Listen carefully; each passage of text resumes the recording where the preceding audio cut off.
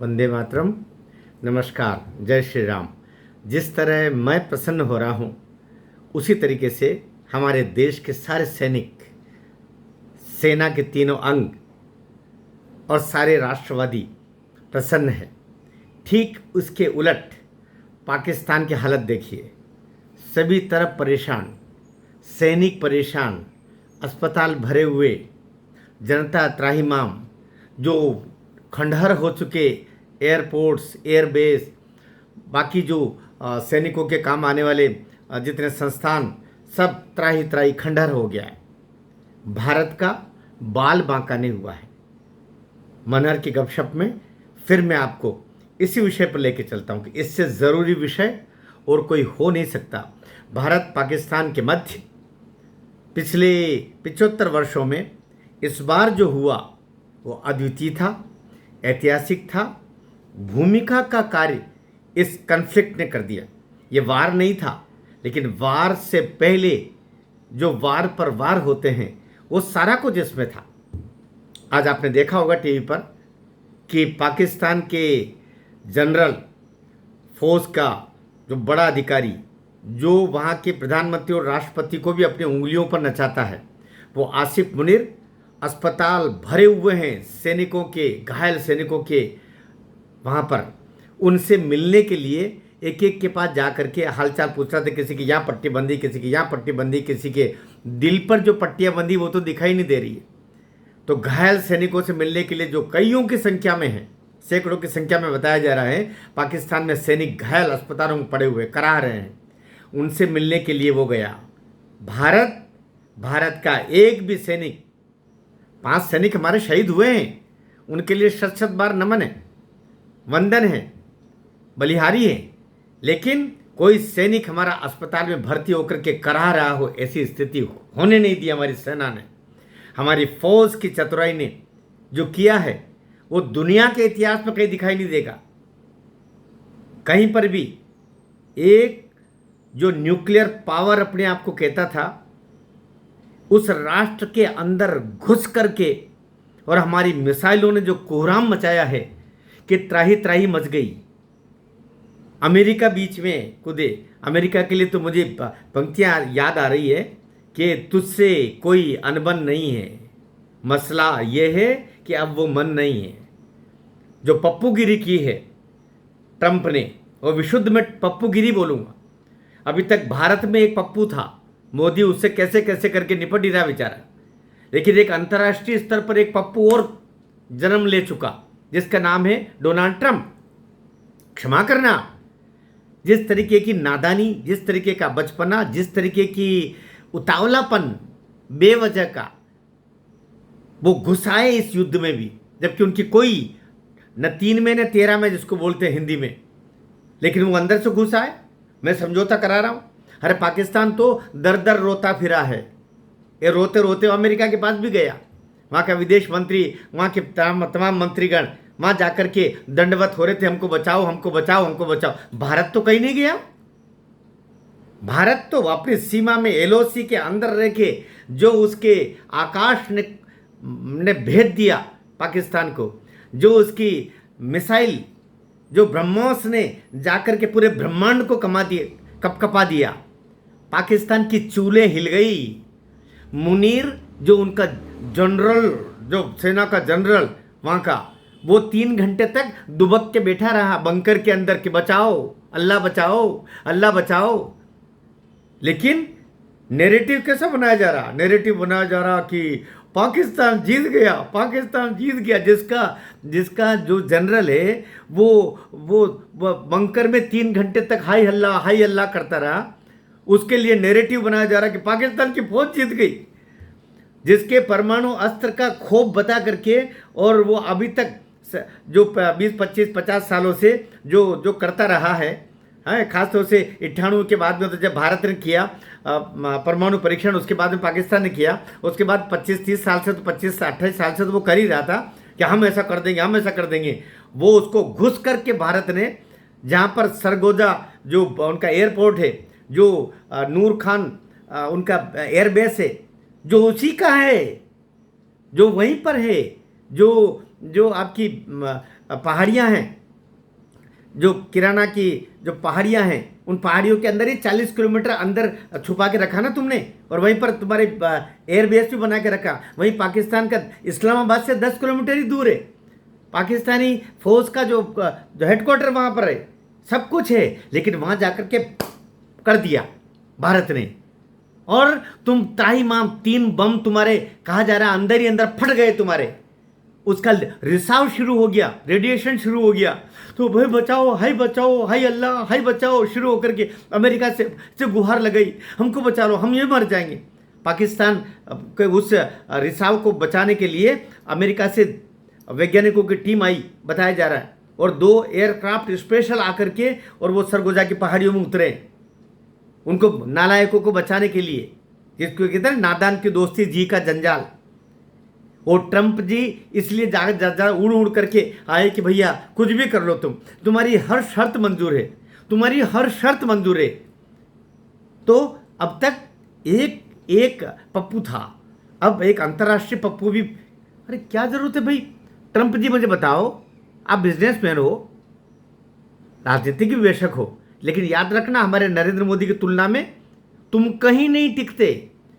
तुम तो एक दफे राष्ट्रपति थे, बीच में तुमको उखाड़ दिया, वापस तुम आ गए, और हमारा ये जो शेर है ये तब से बैठा है तो अब तक बैठा ही है और आगे भी बैठा रहेगा।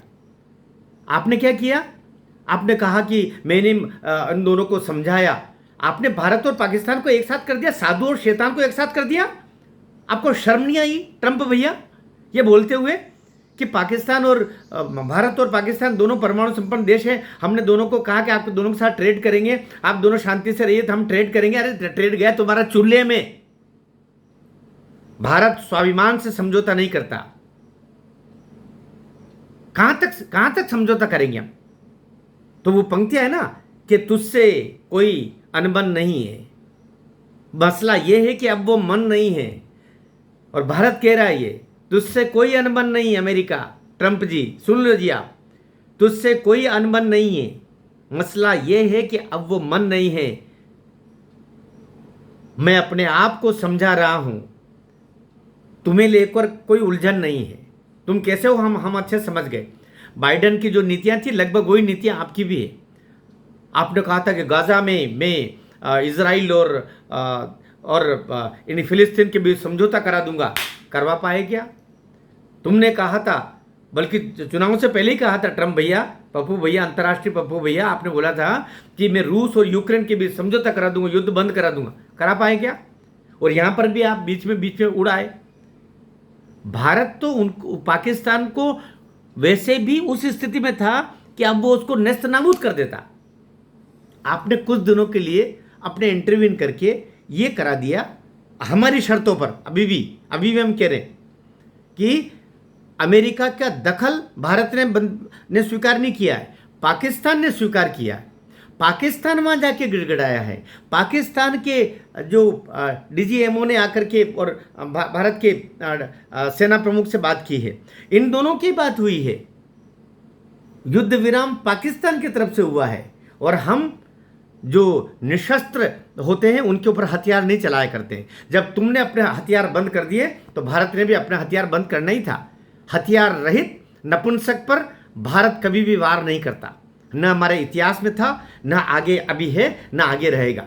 तो सरेंडर तुमने अमेरिका के साथ में नहीं, सबके साथ किया है। तो भारत तो विजेता की मुद्रा पर है। अब दूसरे पक्ष पर हम बात कर रहे हैं। डोनाल्ड ट्रंप ने जो बीच में कहा हम कहीं नहीं, हम कमी नहीं।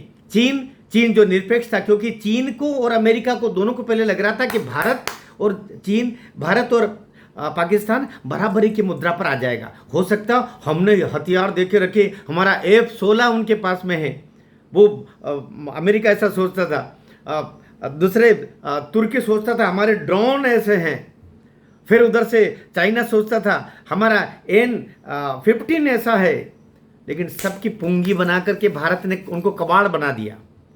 हाहाकार मच गया दुनिया में। F-16 को कबाड़ी की तरह तोड़ के रख दिया आसमान में ही। वो जो उसका तथाकथित फाइटर प्लेन चीन का N-35 उसको राकोड़ा बना करके फुर्र उड़ा दिया हमारी हमारी ब्रह्मोस मिसाइलों ने, हमारे आकाश ने चारों ओर तहलका। और वो जो कहते हैं कि ड्रोन टेक्नोलॉजी में तुर्की दुनिया में सबसे नंबर 1, अरे नंबर 1 को पुंगी बना करके उसी के उसमें तथाकथित जगह घुसा दिया, सब खेल खत्म कर दिए, न ड्रोन बचा। और द्रोणाचार्य तो हमारे यहाँ थे, याद रखना, द्रोणाचार्य भी थे हमारे यहाँ पर। सारी ऋषि परंपराएं बेटा, हमारे ये भारद्वाज, ऋषि भारद्वाज का देश है जिन्होंने हवाई जहाज का आविष्कार किया था।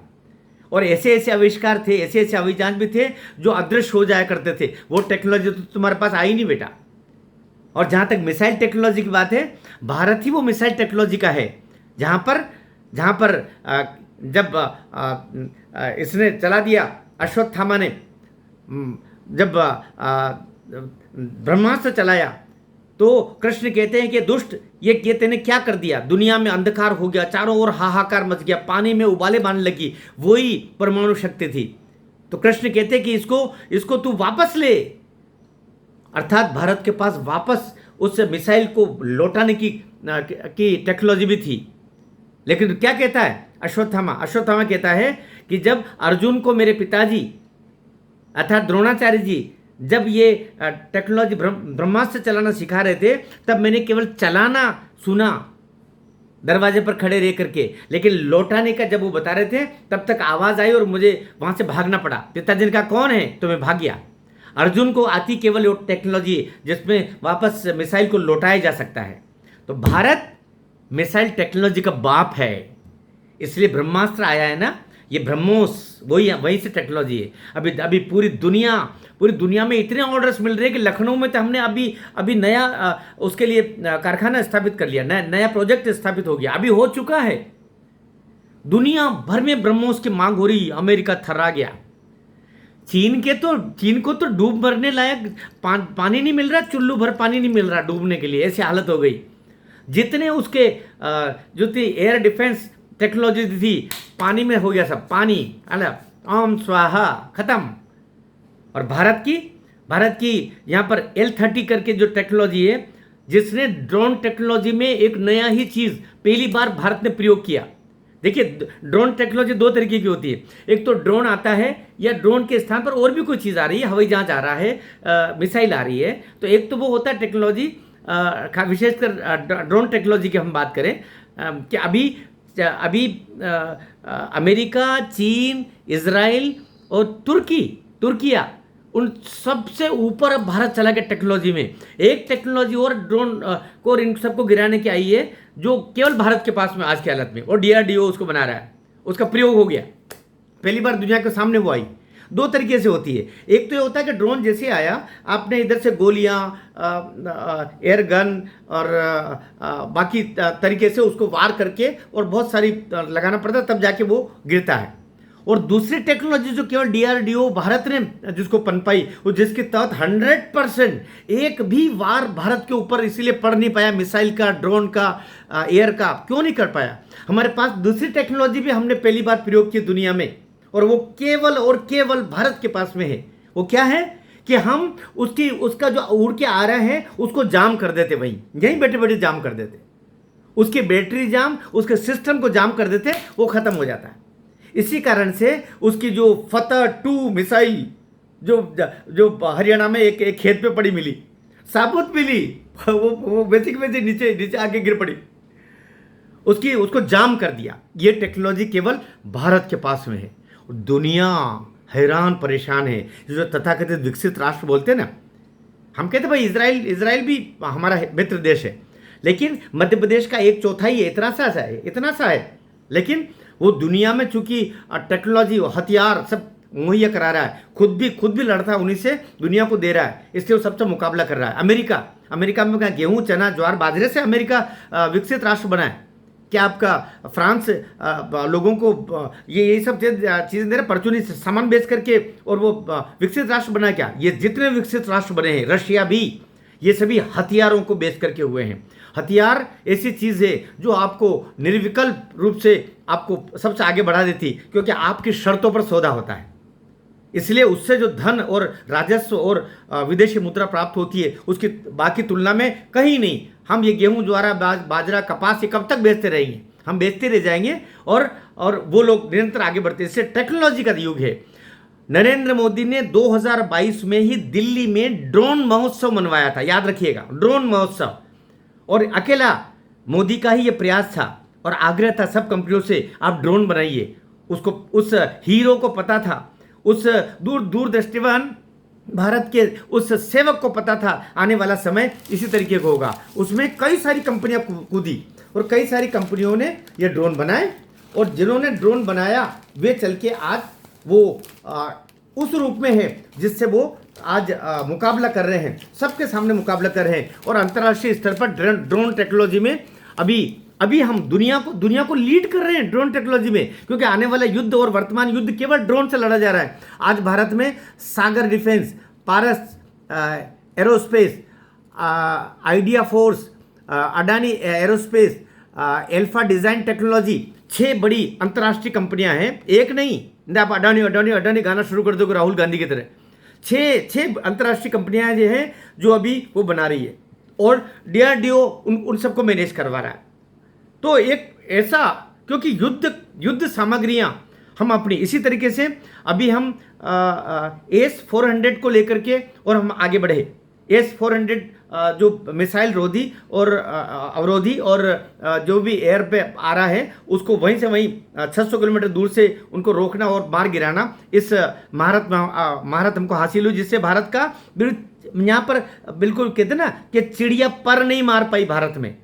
और भारत यहाँ बैठे बैठे LOC के अंदर, जो अंतर्राष्ट्रीय सीमा के अंदर रह करके, और हमने कोहराम मचा दिया पाकिस्तान के अंदर, त्राही मचा दी। उसके पीछे टेक्नोलॉजी का हाथ है, नरेंद्र मोदी की दृष्टि का है, हमारी सेना के जज्बे का है, हमारे सैनिकों के हौसले का है। तो अभी हम जो काम कर रहे हैं, एक जो अभी AS-400 को AS-500 टेक्नोलॉजी रूस के साथ में मिल करके, क्योंकि रूस की टेक्नोलॉजी है। और याद रखना, AS-400 लाने वाला कौन था? जो दिवंगत है मनोहर पर्रिकर, जब रक्षा मंत्री हुआ करते थे, वो लेके आए थे भारत में। रशिया से उनका कॉन्ट्रैक्ट हुआ था, नरेंद्र मोदी के निर्देशन में हुआ, मोदी जी के इसी कार्यकाल में मोदी जी के ही निर्देशन में हुआ। लेकिन ये वो लेके आए थे। आज कल्पना करके देखिए कि AS-400, लेकिन AS-400 टेक्नोलॉजी से भी बढ़ करके हमारे यहाँ N-30 टेक्नोलॉजी, जबलपुर की जो मिसाइलें बन रही है, उनके अंदर भी वही टेक्नोलॉजी है कि किस तरीके से हवा में ही मार करके उसको नीचे गिरा देना। जो AS-400 टेक्नोलॉजी हमारे पास में है, जो एंटी मिसाइल और एंटी जो एयरक्राफ्ट हमारे पास में है टेक्नोलॉजी, वो टेक्नोलॉजी N-30 की जबलपुर में बन रही है, और वो उससे भी उन्नत बढ़ता जा रहा है, वो सब सक्सेसफुल है। तो आकाश हो, ध्रुव हो, तेजस हो, N-30 हो, AS-400 हो, जो भारत में ही बन रहे हैं। सबसे बड़ी बात है कि भारत में बन रहे हैं। और अब रशिया ने और प्रस्ताव रखा है कि हम AS-500 भी आपके साथ मिलकर बनाएं। ये सब क्यों हो पा रहा है? क्योंकि एक सेवक वहाँ बैठा हुआ है। और दूसरी बात और कहना चाह रहा हूँ बीच में वापस से, कुछ लोग कह रहे हैं ना कि ये अरे POK क्यों नहीं ले लिया, POK क्यों नहीं ले लिया, हमारी सेना तो POK ले लेती। याद रखना, जैसे युद्ध की स्थितियां बन रही थी, विपक्ष, ओवैसी, कांग्रेस, ये इतने उछल के बोल रहे थे हमारा फुल सपोर्ट। ये केवल युद्ध चाहते थे। और आप क्या चाहते हैं? युद्ध की इन्हीं स्थितियों से आप POK ले सकते हैं? नहीं ले सकते, नहीं कर सकते। ये इश्क नहीं आसान, बस इतना समझ लीजिए, एक आग का दरिया है और डूब के जाना है। इसलिए हमारे प्रधानमंत्री ने कल जब संबोधन दिया, बोला अब पाकिस्तान से केवल 2 चीज़ों पर बात होगी। एक POK, पाकिस्तान ऑक्युपाइड कश्मीर, जो पाकिस्तान जिसको गवर्न कर रहा है, और दूसरा आतंकवाद। अब केवल POK, आतंकवाद, इन 2 से तीसरा विषय होगा ही नहीं। और आपको जान करके आपके रोंगटे खड़े हो जाएंगे कि अभी वो जितने हमने प्रतिबंध लगाए थे, सिंधु जल समझौता, पाकिस्तान मर रहा है पानी के बिना। इसलिए हमारे प्रधानमंत्री ने कहा कि पानी और खून एक साथ नहीं बहेगा। आप आतंकवाद के नाम से हमारे देश के निर्दोष लोगों का खून भी बहाओगे और हमसे पानी भी बहा करके ले जाओगे, ये नहीं चलेगा। अब नाक के रगड़ रगड़ के ये कटी हुई नाकों को, नाक तो तुम्हारी कटी गई पाकिस्तानियों, लेकिन इस कटी हुई नाक को भी दिल्ली के सामने, मोदी के सामने, हमारे संसद भवन के सामने, हमारे भारत के तिरंगे के सामने, भारत माता के सामने तुमको रगड़ना पड़ेगी कटी हुई नाक को, तब जाकर के अब ये होगा। और जहाँ तक इंदिरा जी से और इसको तुलना करते हैं, अरे वो भाई हम लड़े किस बात के लिए थे? 22 अप्रैल को हमारे 26 निर्दोष हिंदू भाइयों की हत्या इन हरामियों ने की, हम उसका बदला लेने गए। और शुरू से नरेंद्र मोदी ने ये बोला था, क्या भारत सरकार ने ये बोला था कि हम पीओके लेने जाएंगे? नहीं, हमने था कि आतंक के आकाओं और आतंक के अड्डों अब तुम सुरक्षित नहीं रहोगे। हमने आतंक के अड्डे समाप्त कर दिए, जो उनके लॉन्च पैड थे उनको समाप्त कर दिए, सैकड़ों की संख्या में हमने आतंकवादियों को मार दिए, और जो बचे कुचे हैं वे भी जमीन के अंदर छुप करके बैठे हुए हैं। वो भारत उनको रगड़ करके और ला करके लाल किले पर टांगने का साहस और हिम्मत रखता है। मोदी में वो चीज़ है। इसलिए हम जहाँ सोचना बंद करते हैं वहाँ से मोदी सोचना शुरू करता है। इस बात को मानना पड़ेगा। और आपके अपुओं पप्पुओं में क्या इतना साहस था कि वो ये सब कर लेते हैं? जो जो जो बोफोर्स, केवल बोफोर्स बोफोर्स बोफोर्स के करके नाच रहे थे, लेकिन भारत ने ये मोदी के इसी कार्यकाल में ब्रह्मोस बना के दिखा दिया। अब दुनिया ब्रह्मोस का गाना गा रही है, और तुमने तो ब्रह्मोस वो बोफोर्स लिया भी था, तो उसमें भी कमीशन खा गए तेरे नाशुक्रों, नमक हरामियों। लेकिन मोदी जैसा सेवक बैठा हुआ है, आपके राजस्व का, आपके टैक्स का एक एक पैसा देश के हित में प्रयोग करता है। और आखिर में फिर एक बार बता देना चाह रहा हूं कि आप इंदिरा जी का नाम ले रहे हो। 71 में मैंने पिछले वीडियो में भी बोला था, इंदिरा जी पाकिस्तान से पाकिस्तान के बीच में जाकर के और एक छोटे पाकिस्तान के साथ में खड़े होकर के और उसको बांग्लादेश बनवाया। भारत का हित केवल इतना था कि हम ये बड़ा पाकिस्तान, जिसको हम पश्चिमी पाकिस्तान कहते हैं, वो पूर्वी पाकिस्तान अर्थात बांग्लादेश जाता तो बीच में निरंतर ये आवक जावक भारत के लिए कष्टप्रद थी। इन दोनों को अलग होना ही था। ये कुछ समय बाद में होना था, लेकिन कुछ समय पहले करवा दिया। और उसमें 93,000 जो सैनिक थे पाकिस्तान के, उनको भारत ने पाला पोसा, भारत ने रखा। उन नाशुकरों को कब तक पालते? मार तो सकते नहीं। लेकिन हमारे सैनिक जो 338 पाकिस्तान की जेलों में बंद किए थे उस युद्ध के 71 के युद्ध में, उनको तथाकथित आयरन लेडी छुड़ा नहीं पाई, वो वहीं मर खप गए बेचारे। जबकि इन 93,000 नाशुकरों को पाल पोस करके, उनको बिरयानी लड्डू खिला खिला करके और बड़े आनंद से शाल दुपट्टा ओढ़ा करके उनको पाकिस्तान भेज दिया आपने वापस। क्या उस समय पीओके ले पाई थी? नहीं, पाकिस्तान इस तरह पीओके देने वाला नहीं था, देगा भी नहीं। पीओके लेने का तरीका ही वो होगा जो तरीका नेहरू ने, उस नाशुक्र ने जो किया था। क्षमा करना, 1956 में जब देश आज़ाद होने के 5, 7, 8 साल बाद ही हमारी फैक्ट्रियां जो गोले बारूद बनाती है, नेहरू ने बंद करवा दी थी। ये कहकर के कि चीन तो हमारा दोस्त है, पाकिस्तान तो हमारा भाई है, अब हमारे जब दुश्मन कोई नहीं है तो हमारे ये गोले बारूद किस लिए बनाना, ये बंद कर दिए थे सब। परिणाम क्या हुआ? परिणाम यह हुआ, हिंदी चीनी भाई भाई, हिंदी चीनी भाई भाई कहता कहता जब 1962 में इसी नाशुक्र दगाबाज धोखेबाज चीन ने जब युद्ध किया, हमारे सैनिक बेचारे वो जो जंग लगी हुई बंदूकें, वो जो पानी में डूबे हुए बमों से क्या लड़ते वो, और परिणाम स्वरूप हजारों की संख्या में हमारे सैनिक मारे गए। ये नेहरू की दूरदृष्टि की नाकाबिलियत के परिणाम स्वरूप हुआ। और उनकी बिटिया ने भी 71 में जो युद्ध लड़ा, वो युद्ध भारत का युद्ध नहीं था, याद रखना। वो पाकिस्तान से पाकिस्तान का युद्ध था। भारत कहाँ था उसमें? भारत का क्या हित हुआ उसमें? मैं बार बार कहता हूं, इंदिरा जी ने जो शिमला समझौता किया उससे भारत की 1 इंच जमीन भी मिली क्या? पीओके तो छोड़ दीजिए, 1 इंच जमीन मिली। 350 सैनिक लगभग हमारे वहां पाकिस्तान में उस युद्ध में वहां पर जिंदा उनको गिरफ्तार किया, उनको छुड़वा पाए क्या? सैकड़ों की संख्या में हमारे सैनिक मारे गए। उनका कोई क्षतिपूर्ति मांगी क्या? हमारे जितने संसाधन, हवाई एयरक्राफ्ट, हमारी सेना लगी, उससे पाकिस्तान बांग्लादेश से कुछ लिया क्या हमने? बल्कि बांग्लादेश में हमारे हिंदू आज भी मारे जा रहे हैं, क्योंकि आप उस समझौते में वो नहीं जुड़वा पाई कि यहाँ पर ये धर्मनिरपेक्ष देश रहेगा, ये कभी भी मुस्लिम राष्ट्र नहीं होगा। ऐसा जुड़वा पाए बांग्लादेश में? क्या आप ये जुड़वा पाए कि यहाँ पर हिंदुओं के लिए भी इतनी इतनी सीटें सुरक्षित आपको रखना होगी? क्या आप ये जुड़वा पाए कि यहाँ पर हिंदू मंदिर, हिंदू धर्मस्थल जितने वो सुरक्षित रहेंगे? क्या आप ऐसा करवा पाए कि यहाँ के इतने इतने बंदरगाह, इतने इतने स्थलों पर भारत का आवाजाही और उनका कब्जा रहेगा? आप कुछ नहीं करवा पाए, क्योंकि कुछ आप लेकिन नैरेटिव बना दिया, इंदिरा जी ने ऐसा किया, इंदिरा जी ने ऐसा किया।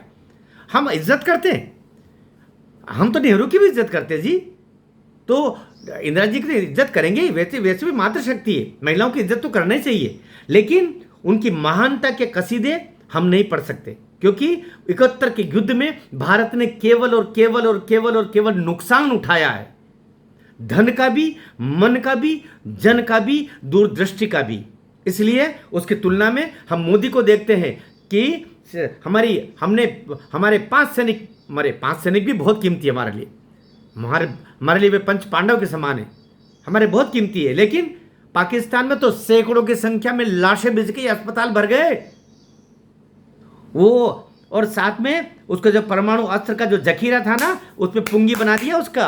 अब कुछ नहीं कर सकता, अब जिंदगी में कभी वो न्यूक्लियर का एन नहीं बोल सकता, भुला दिया हमने। और भारत के पास में जो है, भारत ने तो ऐसे ही निपटा दिया। तुम्हारे वहां पर वो उनको फुग्गों की तरफ फोड़ दिया, तुम्हारे वहीं बचना मुश्किल पड़ रहा है। कई अस्पतालों में भाग भाग के पाकिस्तान में जा रहे हैं कि उनको रेडिएशन हो रहा है। तो भारत है, साधु है, साधु से पाकिस्तान जैसे शैतान की तुलना नहीं की जा सकती। और ट्रंप, आपने अपराध किया है पाकिस्तान और के साथ में भारत जिससे पुण्य देश का नाम लेकर के भी, एक साधु के साथ एक पापी राक्षस का नाम पाकिस्तान का आपने ले लिया है।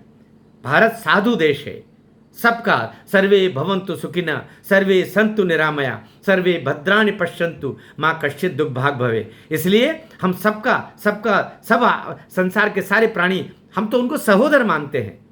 मोदी जी ने एक बार बोला था, हम तो चींटी में भी ईश्वर के दर्शन करते हैं। तो तुम्हारे राक्षसों के अंदर हम केवल तुमको बचाना चाहते हैं, पाकियों और पापियों, अभी भी हम तुमको केवल बचाना चाहते हैं। और इस देश के विपक्षियों, नरेंद्र मोदी नहीं होता ना, तो तुम्हारे मुंह से जो अभी आवाज़ निकल रही ना, यही नहीं निकलती है ना। ये एक उसकी जो मिसाइल थी सीधे दिल्ली की तरफ आ रही थी, वो जिसको हरियाणा में रोक नहीं दिया, खेत में डलवा दिया। ये हमारी सेना का पराक्रम, ये मोदी की दूरदृष्टि। इसलिए भ्रमित होने का बिल्कुल प्रयास न करें। इस समय बड़े बड़े नैरेटिव मोदी जी के खिलाफ और बीजेपी के खिलाफ चलाए जा रहे हैं। इसलिए सत्य जानना आवश्यक है कि इस समय भारत जो बेहतर से बेहतर कर सकता है। और सबसे बड़ी बात, अभी भी हमने उसका पानी रोक रखा है, अभी हमने उसके पासपोर्ट को बैन लगा रखा है, अभी हमारी वाघा बॉर्डर को हमने बैन लगा रखा है। अभी जितने जब पाकिस्तानी अंदर नाशुक्रे और देशद्रोही घुसे पड़े हैं, राष्ट्रद्रोही, उनको निकाल के लात मार के उनको बाहर निकाल रहे हैं। वो और भी तेजी से निकाल रहे हैं। ट्रेड और टेरर एक साथ नहीं चलेगा, एक साथ व्यापार और आतंकवाद नहीं चलने वाला, ये बता दिया। ताक और टेरर भी एक साथ नहीं चलेगा, मोदी जी ने बता दिया। इन सब का पालन करेंगे और मोदी के साथ दुगनी ताकत, दुगनी शक्ति, दुगने समर्पण के साथ में खड़े रहना इस समय हमारा कर्तव्य नहीं, नितांत आवश्यक दायित्व है। भारत माता की जय।